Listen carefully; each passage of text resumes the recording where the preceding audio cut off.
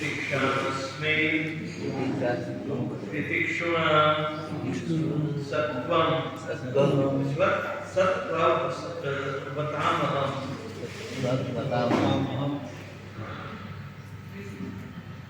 व्यवसायिनामहं लक्ष्मीः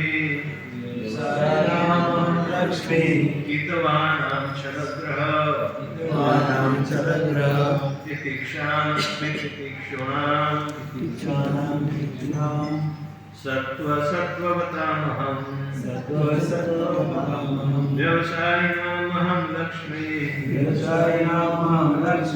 हितवानां चलग्रह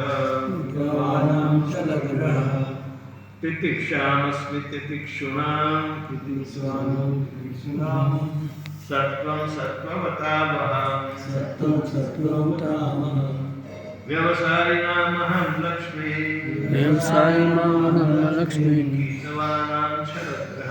हितवानां चलग्रह तितिक्षामस्मि तितिक्षुणां सत्वं सत्ववतामहम्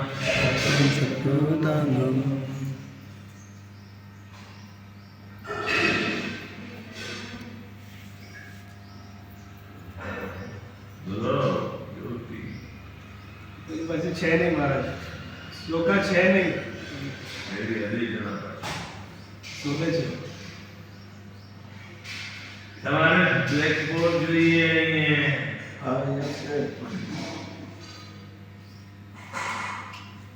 લખવાનો કે બધાથી વંચાય અને બોલતા આવડવું જોઈએ સંસ્કૃતના જેમ આપણે સ્કૂલમાં ભૂખાવે તેવું अहम लक्ष्मी कितवाना कपटियों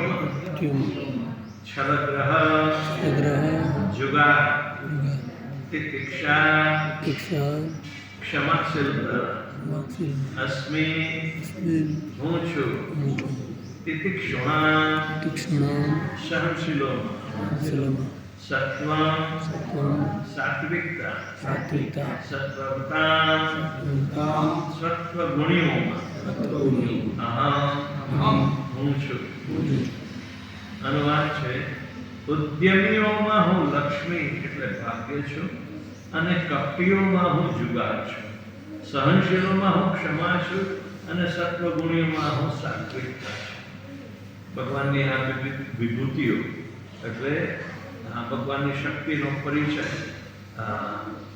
આ રીતે કરાવે ઓજઃ સહો બલવતાં કર્માહં વિદ્ધિ સાત્વતાં નવમૂર્તિ નામાર્થી મૂર્તિરહં પરા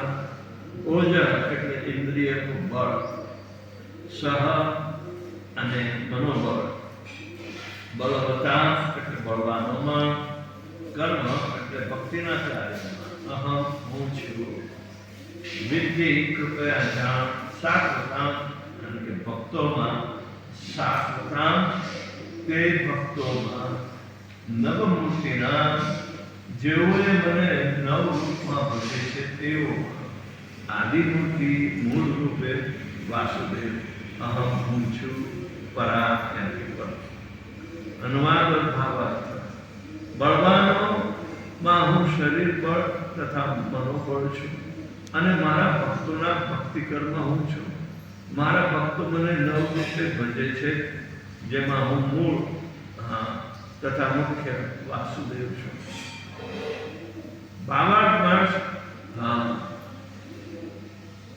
ભક્તિવેદાંત સ્વામી શ્રી પ્રભુપાદના શિષ્યો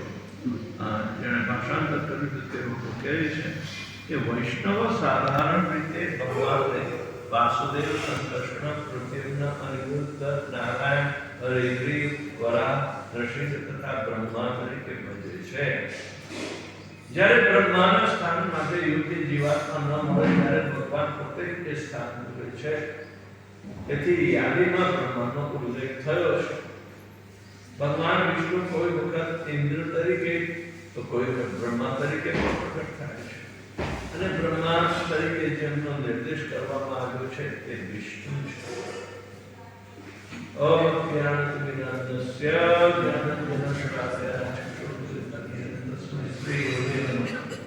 श्री चैतन्य मनोभीष्टं स्थापितं येन भूतले स्वयं रूपकदामयं ददाति स्वपदान्वितं वन्देऽहं श्रीगुरुं श्रीतथागतमलं श्रीगुरुं वैष्णवांश्च श्रीरूपं साग्रजातं सहगणारघुनाथान्वितं तत्सजीवं साद्वैतं सावधूतं परिजनसहितं कृष्णचैतन्यदेवं श्रीराधा ललिता श्रीकृष्णान्वितांश्च हे कृष्ण करुणा सिंधु दीनबन्धु जगत्पते गोपेश गोपिका कान्त राधाकान्त नमस्ते तप्त कांचन गौरांगी राधे वृंदावनेश्वरी वृषभानुसुते देवी प्रणमामि वाञ्छाकल्पतरुभ्यश्च कृपा सिन्धुभ्यश्च वदन्तु नमः विष्णुपादाय कृष्णपृष्ठाय श्रीमते भक्तिवेदांत स्वामी नित्यानंद नमस्ते सारस्वते देवी गौरवाणी प्रचारिणे निर्विशेष शून्यवादी पश्चात्देशकार्य जय श्री कृष्ण चैतन्य प्रभु नित्यानंद श्री अद्वैत वेदांत श्रीमती गौरवाणी हरे कृष्णा कृष्णा कृष्णा हरे हरे हरे राम राम राम हरे हरे भक्ति करવાનું છે મારા ભક્તો મને નવ રૂપે ભજે છે એ મારું મૂળ તથા મુખ્ય વાસુદેવ છે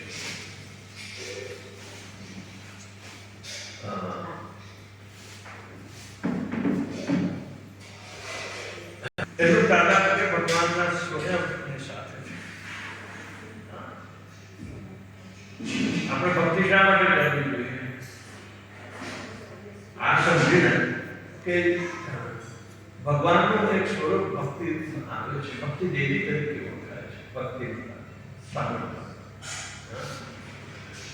ભગવાનની ત્રણ અંતરંગ શક્તિ છે સંગીની સાત્વિક અને લાદી સંગીની શક્તિ આધ્યાત્મિક શક્તિ અને અધ્યાત્મનો બધો આપણે જાણે સ્ટેજ ઊભું કરતા હોય તે ગોલોક વૃંદાવન વૈકુંઠ એ બધું આધ્યાત્મિક શક્તિ એને શાંતિની શક્તિ કહેવાય અને બળરામ એ શાંતિની શક્તિના પુરુષ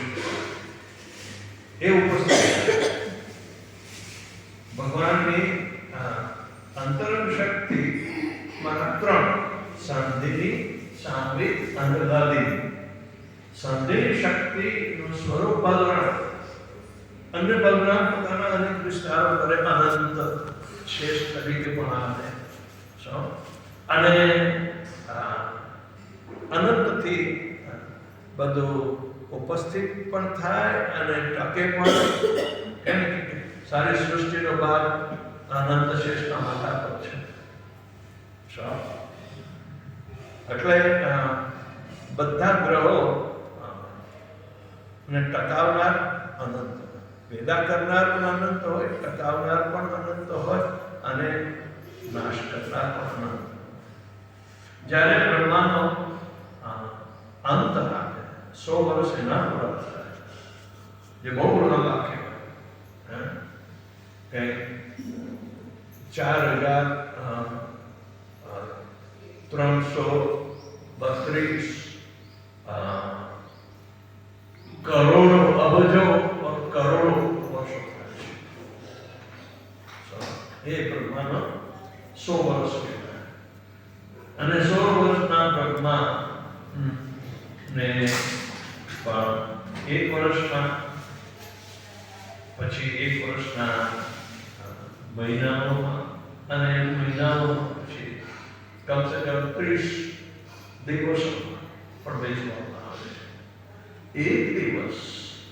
બ્રહ્માનો એક કલ્પ કહેવાય કલ્પ લખેલું કલ્પવાસ કરું છું એવું વ્રત ધારણ કરે અને 1 મહિનો જ્યાં સુધી કુંભ રહેતો એટલો વ્રત ત્યાં કરીશ ભલે તપશ્ચર્યા કારણ કે કુંભ મેળામાં રહ્યું અને ઠંડીમાં રહ્યું અને તાપણું તો કરે દરેક વખત થોડું તાપણું